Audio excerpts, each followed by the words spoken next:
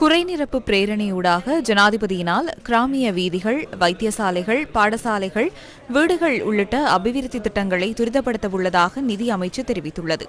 மாகாண சபை தொழிற்கல்வியை மேம்படுத்துதல், தேசிய முத்திரை, அனுராதபுரத்தில் சர்வதேச பௌத்த பல்கலைக்கழகத்தை நிறுவுதல், கண்டியில் பௌத்த நாகரிக அருங்காட்சியகத்தை நிர்மாணித்தல், ஆராய்ச்சி மற்றும் அபிவிருத்தி நடவடிக்கைகளை மேம்படுத்த உள்ளதாக நிதி அமைச்சு சுட்டிக்காட்டியுள்ளது. துறைகளுக்கான ஒதுக்கீடுகளில் மாற்றம் மேற்கொண்டு 8,750 மில்லியன் ரூபாவை அபிவிருத்தி மூலாரம்ப இணைப்பு மற்றும் மேற்பார்வையின் கீழ் ஜனாதிபதியின் கீழ் கொண்டு வருவதற்கு நிதி அமைச்சினால் பாராளுமன்றத்தில் அனுமதி கோரப்பட்டிருந்தது. இது ஒரு தேர்தல் கால பகுதி. மாகாண சபை தேர்தல் பிற்போடப்படவில்லை. மாகாண சபை தேர்தலை நடத்துமாறு உயர்நீதிமன்றம் உத்தரவிட்டுள்ளது. ஜனாதிபதி தேர்தலும் விரைவாக நடைபெறவுள்ள காலப்பகுதியில் ஒதுக்கீடுகளை மாற்றி இவற்றுக்கான அபிவிருத்தி திட்டங்களை முன்னெடுப்பது தேர்தல் சட்டங்களை பாரிய வகையில் மீறும் செயற்பாடாக அமையும். சில மாதங்களுக்கு முன்னர் பிரஜா குழுக்களுக்கு நிதி ஒதுக்கப்பட்டது. தேர்தல்கள் ஆணைக்குழு அதனை நிறுத்தியது. ஒதுக்கீடுகளை மாற்றி அமைக்க முடியும், அது வேறு விடயம். எனினும் பகிர்ந்தளிக்க முடியாது. இதுகுறித்து தேர்தல்கள் ஆணைக்குழுவின் அதிகாரிகள் அறிந்து வைத்திருக்க வேண்டும். இது தொடர்பில் தலையீடு செய்யுங்கள், அதுவே எமது தர்க்கம். தேர்தல்கள் ஆணைக்குழு இது தொடர்பில் நடவடிக்கை எடுக்கும் என நான் நம்புகின்றேன். ஜனாதிபதி அலுவலகத்தினூடாக தயாரிக்கப்படவிருந்த சில ஒதுக்கீடுகளை மேலும் சில ஒதுக்கீடுகளுக்காக மாற்றி அமைப்பதற்கு நடவடிக்கை எடுக்கப்பட்டது. குறைநிரப்பு பிரேரணை என்பது வேறு வகையான செலவாகும். கிராமத்தில் அமைக்கப்படவுள்ள வீதியாக இருக்க முடியும், குடிநீர் திட்டமாக இருக்க முடியும். கடந்த காலங்களில் இடைநடுவில் தடைப்பட்ட திட்டங்கள் இதனூடாக முன்னெடுக்கப்படவுள்ளது. குறிப்பாக கிராமத்தில் உள்ள மக்கள் மற்றும் பெருந்தோட்டங்களில் உள்ள மக்களின் அவசர தேவைகளை தடுப்பதற்காக எதிர்க்கட்சி இந்த யோசனையை முன்வைத்துள்ளது என கேள்வி எழுப்ப விரும்புகின்றேன். அனைத்து அபிவிருத்தி திட்டங்களையும் நிறைவு செய்து தேர்தல் மாத்திரம் வைக்க வேண்டும் என்ற யோசனை முன்வைக்கின்றீர்கள். கௌரவ சபாநாயகரே, நாட்டு மக்களுக்காக கடைசி மணித்தியாலம் வரையில் பணியாற்றுவதற்கு நாம் தயாராக இருக்கின்றோம்.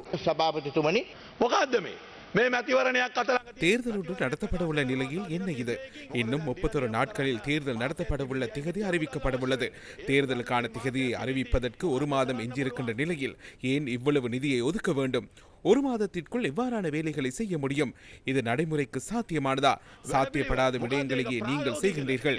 எனவே தேர்தல்கள் ஆணைக்குழுவிடம் கோரிக்கை விடுக்கின்றேன், இது தொடர்பில் விசாரணையை முன்னெடுங்கள். கிராமங்களில் உள்ள வீதிகளை அமைப்பதற்காகவும் அபிவிருத்தி திட்டங்களை முன்னெடுப்பதற்காகவும் நிதி ஒதுக்கியுள்ளதாக கூறுகின்றீர்கள். அவ்வாறாயின் ஜனாதிபதியின் கட்டுப்பாட்டில் நிதியை வைக்க வேண்டிய அவசியம் இல்லை அல்லவா? நெடுஞ்சாலைகள் அமைச்சு அல்லது உள்ளூராட்சி மன்ற அமைச்சுக்கு அல்லவா அந்த நிதியை விடுவித்திருக்க வேண்டும். அதனூடாக அல்லவா வீதிகள் அமைக்கப்படும். அவ்வாறு நீங்கள் செய்யவில்லை. ஜனாதிபதிக்கு நிதியை பெற்றுக் கொடுக்கவே முயற்சிக்கின்றீர்கள். தேர்தலுக்காகவே அவருக்கு நிதி பெற்றுக் கொள்ளப்பட்டுள்ளமை தெளிவாகியுள்ளது. மூடி மறைக்க வேண்டிய அவசியமில்லை. அனைவருக்கும் இது தெரியும். முழு ஐக்கிய தேசிய கட்சியுமே ஜனாதிபதியின் ஒதுக்கீடுகள் கீழேயே நடைமுறைப்படுத்தப்படுகின்றது. ஐக்கிய தேசிய கட்சியின் ருவான் விஜயவர்தன, அகில விராஜ் காரியவசம், ரங்கே பண்டார, சாகல ரத்நாயக்க உள்ளிட்ட கட்சியின் உப தவிசாளர்கள் மற்றும் உப செயலாளர்கள், கட்சியின் பொதுச் செயலாளர்கள், கட்சியின் ஒருங்கிணைப்பாளர்களுக்கு அமைச்சுக்கள் உள்ள சிறந்த வாகனங்களை கொடுக்க முயற்சிக்கப்படுகின்றது. அனுராதபுரத்தில் உள்ள முன்னாள் அமைச்சர் ஹரிசன் விவசாய அமைச்சுக்கு வருகை தந்து கடந்த வாரம் சிறந்த வாகனம் ஒன்றை பெற்றுக் கொண்டார். அந்த வாகனத்தை வழங்கவில்லை என கூறி அதிகாரிடம் முரண்பட்டார். இதுவே உண்மை நிலை. இதற்காக 8,75,00,000 ரூபாய் ஒதுக்கப்பட்டுள்ளது. தேர்தலுக்காக அவசரமாக நிதி ஒதுக்கப்பட்டுள்ளது. நாட்டு மக்கள் வரியால் கடுமையாக நெருக்கடியால் பாதிக்கப்பட்டுள்ள பின்புலத்தில் தெரிவு செய்யப்பட்ட 19 பாராளுமன்ற உறுப்பினர்களுக்கு மாத்திரம் நிதி ஒதுக்கப்பட்டுள்ளது. 1,206 மில்லியன் ரூபாய் ஒதுக்கப்பட்டுள்ளது. இது ஒரு ஊழல் செயற்பாடு என பாராளுமன்ற உறுப்பினர் கிரியல்ல நேற்று குற்றம் சாட்டினார். லஞ்சம் பெறுவதும் குற்றம், வழங்குவதும் குற்றம். இந்த விளையாட்டையே தற்போது விளையாடிக் கொண்டிருக்கின்றீர்கள். இது தொடர்பில் தேர்தல்கள் ஆணைக்குழுவிற்கு முறைப்பாடு செய்யப்பட உள்ளதாக கூறினார்கள். சாதாரண புரிதல் ஒன்றையும் இல்லாமை தொடர்பில் நாம் கவலை அடைகின்றோம். ஒதுக்கப்பட்டுள்ள அனைத்து நிதிக்கும் பாராளுமன்றம் அனுமதி அளித்துள்ளது. தெளிவான விடயங்களை முன்வைத்து அரச நிதி தொடர்பான தெரிவுக்குழுவே இதற்கு அனுமதி வழங்கியது. சஜித்தின் 17 உறுப்பினர்கள் நிதியை பெற்றுள்ளனர். இதுவே இங்குள்ள பிரச்சனை. நாளை மறுதினமாகும் போது மேலும் 5 பேர் வந்து நிதியை பெறுவார்கள். இம்மாத இறுதியில் 25 பேர் அவர்களை விட்டு வெளியேறுவார்கள். அதற்காகவே இவர்கள் அச்சமடைந்துள்ளனர். எனவே தவறாக விளங்கிக் கொள்ள வேண்டாம். எந்தவொரு நிதியும் சட்டவிரோதமாக பெற்றுக் கொடுக்கப்படவில்லை. பொருளாதாரத்தை சிறந்த நிலைக்கு கொண்டு வந்துள்ளதாக ஜனாதிபதியை பாராட்டும் 17 பேர் 600 தொடக்கம் 700 மில்லியன் ரூபாய் நிதியை பெற்றுள்ளனர். அவர்கள் அனைவரும் கிராமங்களில் அபிவிருத்தி திட்டங்களை முன்னெடுத்துள்ளனர். ஜனாதிபதி ரணில் விக்ரமசிங்கவின் புகைப்படத்தை எடுத்துக்கொண்டு போய் கிராமங்களில் அவர்கள் அபிவிருத்தி திட்டங்களை முன்னெடுக்கின்றனர். கம்பஹாவில் 4 உறுப்பினர்களுக்கு நிதி வழங்கப்பட்டுள்ளது. ராஜகர்ணாவிற்கு நிதி வழங்கப்படவில்லை. தவறு. வடமாகாணத்தில் அபிவிருத்தி திட்டங்களை முன்னெடுப்பதற்கு நிதி வழங்கப்பட்டுள்ளதாக வடக்கிலுள்ள TNA தலைவர் என்னுடன் இணைந்து வரும்போது கூறினார். அதற்கமைய நாம் தற்போது பணியாற்றிக் கொண்டிருக்கின்றோம் என தெரிவித்தார். அவர்கள் தற்போது மகிழ்ச்சி அடைந்துள்ளனர். TNA ஜனாதிபதியுடன் இணைந்து செயற்படுகிறது. அதேபோன்று கிழக்கு மாகாணத்தில் உள்ள உறுப்பினர்களும் பணியாற்றுவதற்காக நிதி வழங்கப்பட்டுள்ளது.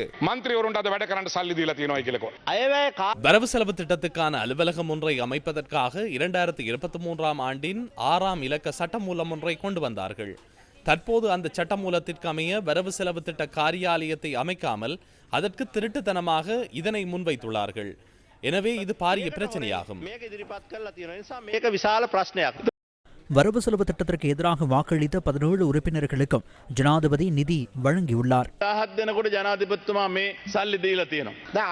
அவ்வாறாயின் நாம் மக்கள் பிரதிநிதிகள் இல்லையா? நீங்கள் வேறு இடத்தில் இருந்தா வந்தீர்கள். குருநாகல் மாவட்டத்தில் அவருக்கு நிதி வழங்கப்படவில்லை.